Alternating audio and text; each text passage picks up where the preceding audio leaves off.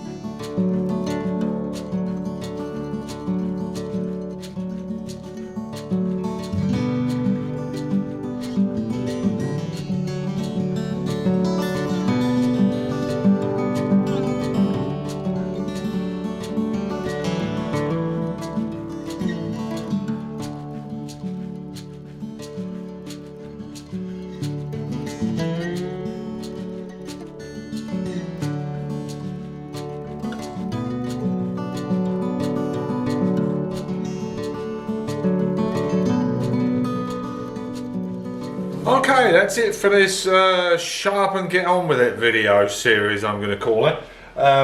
Obviously a couple of things. As you saw, I left the weld on the outside, didn't try to get it dead flush. I wanted as much metal on there as possible. Obviously this gets all under sealed, seam sealed, and you'll never see it. So I'd rather leave a little metal rather than try and get it all flush and flat and risk making the metal too thin. And obviously you saw the added backing plate that I added. I don't know, I just wanted to add some extra strength here because this is a structural thing. Well, structural, it's got leverage, movement, all that stuff going on there.